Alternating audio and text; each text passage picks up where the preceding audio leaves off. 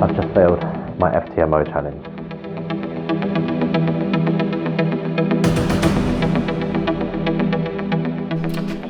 Right, second try on the Ftmo challenge, and guess what? I passed in 2 days. So let's go get to it. And that is the thing, just because you failed the first time doesn't mean you stop. Failure is a part of success, not the opposite. And you know what? Baby is a comeback, because it's one of those things that I think is absolutely awesome, because so many of the comments are, oh my god, this is the first challenge you did transparently, you failed it. Oh my god, he failed the challenge, you probably challenge. Well, fuck you, because I'm gonna pass this one and I'm gonna get a payout. And on top of that as well, this is not the first one I've done transparently. I did a whole 2.5 million journey, like literally every trade, every challenge, everything, all on Twitter and all on YouTube. But you know what, as Swaggy C says, or Chris says, that is the fuel. The haters are the fuel. Do you know why? Because success is the best revenge. I'm doing a payout to give to my mum, and you guys sit in your ass and comment on the YouTube and stay negative. Now, what's also awesome about this is the positivity and the amazing kind of inspiration that this series can really do for you, is that trading is a freedom. Trading is basically a life skill to let you do what you want, when you want, and with who you want and how you want, and more importantly, you can bless the people you love.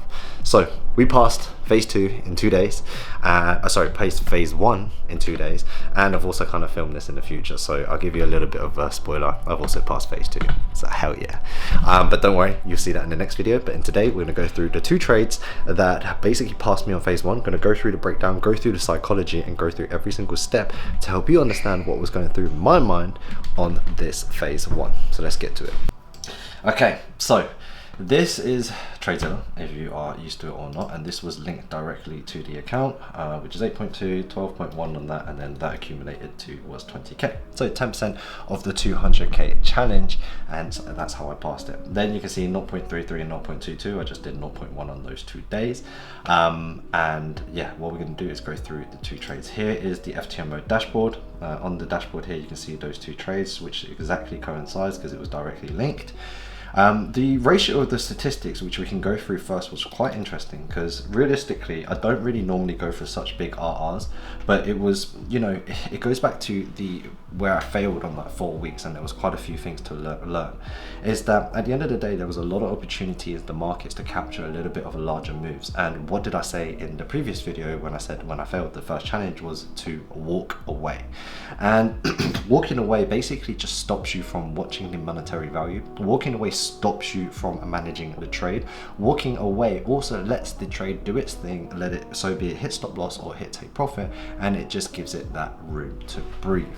Now, that being said, I don't normally get these type of risk to reward, and in phase 2, which is going to be in the upcoming video, you will see I drastically reset myself and go way back to my origins and on the lower RR aspects, because even though I was able to capture this, and this could be something I can carry on working on, from a psychological point of view, if I continue doing this, it doesn't really work. And also you will see I even cut profit when I knew it could drop further, and the biggest reason is because when you do like 10 hours or 20 hours, the biggest problem, you start expecting every trade to go like that, and then it really messes everything up. So that's why failure is a part of success, because I learned a lot from the previous challenge, and then now we were able to kind of take this on, moving on to here. So 33% win rate, you can see consistently through every single thing I'm showing you.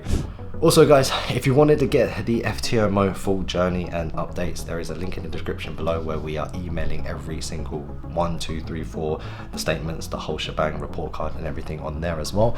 And a huge announcement is I finally updated my course, which has got 3 pillars to teach you how to be profitable, which is number 1, strategy, number 2, psychology, number 3, becoming profitable. On top of that, you also get access to our Discord, our community, and pretty much everything that I do to prop firms, my personal trading, and also client capital. So if you want to learn how to become a profitable trader, funded trader, better human, better trader, then a link in the description to go and grab that. And if you're watching this video, then we are doing a discount just for the people who are watching the video. It's $4.99 instead of $6.99. So link in the description below. and see you in the course. You can speak to me inside. Peace. I'm sitting around 30 to 50% in terms of the win rate. Obviously the balance here, there was 12 trades, 7 on there, 3, 1 and 2. Now one thing you got to remember is the trades, what I do is I do break them down, so there are 2 trades per 1 trade. So like one trade idea can be split up into 2 or 3.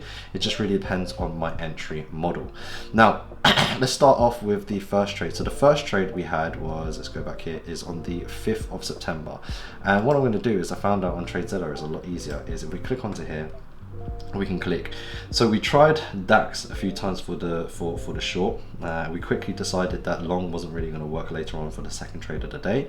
Earlier in the day we had a sell. This was an incorrect position, sell, and then we had one last sell here, which is what hit us that 14k. This is the actual chart that happened. We had the rejection up top, and really and truly from an analytical point of view is on the left hand side we can see we're making lower lows and lower highs. And what I'll just do is I'll pull this over a bit more, and this whole time we had this rejection up top, and this whole way is a bearish movement. And on this bearish movement, this was the one where actually kind of messed me up on the week 4, is that we knew that I could capitalize on these really major moves. I just need to let the trades run and give it a wider stop loss and also a larger TP. So be it, you know, I have to walk away a little bit more or just try once more. It's most important that I do that, because that's the opportunity to capture these large trades. And that's exactly it. So we had one rejection, and here what I identified and why I wanted this trade was we had one rejection here, 2 rejection on this top, 3 rejection, 4 rejection, 5 rejection, and that's not even going down on the lower time frame. So there was just multiple rejections on this zone. Now what happened was it did a bit of a fake out, and it was at this time zone of 3:30, where I generally like to think that I know from experience that markets like to move or change correlations or have a continuation on certain time frames, which is something that I teach. Now one of the times was 3:30, and we had a great third try here, and I was going to try it once more. So my idea was to try it once more at this level for an early entry, or we break lower and enter here at 412. So both entries would have been valid. From here, what I'm looking for is point A to point B, the movement, which is really simple, is point A to point B. And so I'm looking for this to ultimately melt all the way down, and it did exactly that. It might not went down in one go, but it did push all the way down, pulled back, and then dropped further on the next day.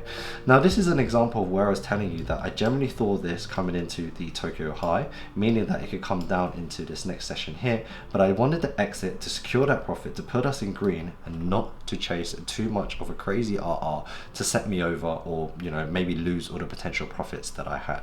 So that was the first major trade that kind of really set us over.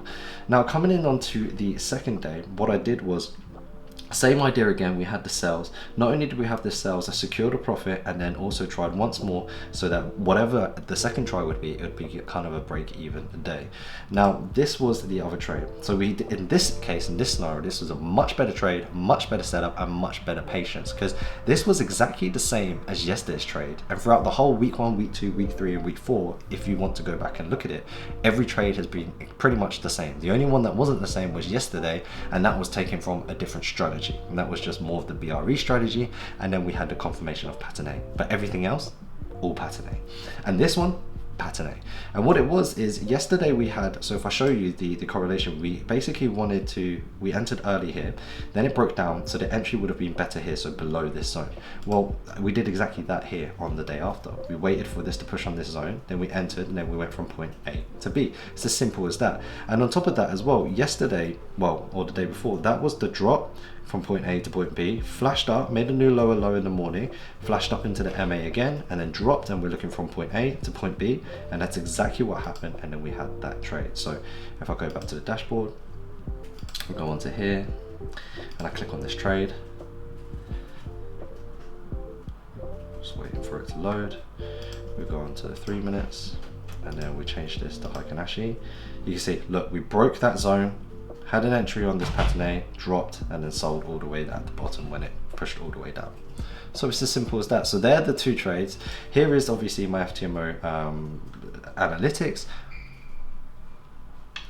and then here it coincides. So what I'm going to do from now is, well, what I normally like to do is basically go and review how I could have changed these trades. And the major thing that I reviewed for myself is that the second trade was 10 times better, and on the first trade what I should have done is I should have waited for that break first and then entered in from there. So that being said, it was pretty much a lot easier for phase one to be passed this time round, but that's one of the biggest things and the biggest lessons to learn from this is that I passed phase one not because it was a retry and then I got lucky in the market. It was the accumulation of all the failures of the previous 4 weeks.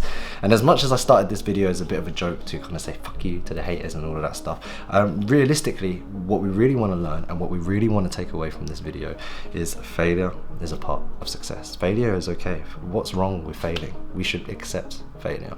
What we shouldn't accept is giving up. What we shouldn't accept is the downfall of others, and what we shouldn't accept is negativity.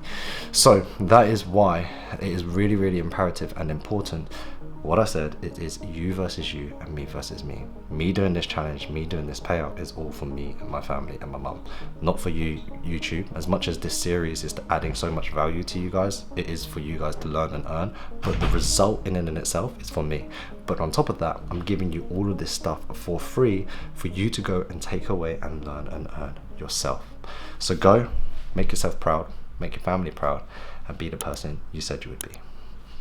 Remember to like, share, and subscribe. Peace. So we understand, simply put, if you have the skill, it's possible. So with a profit target of 10%, a maximum drawdown of 8%, and a daily drawdown of 4% in phase one, the same risk element in phase two on your evaluation, but a 5% target.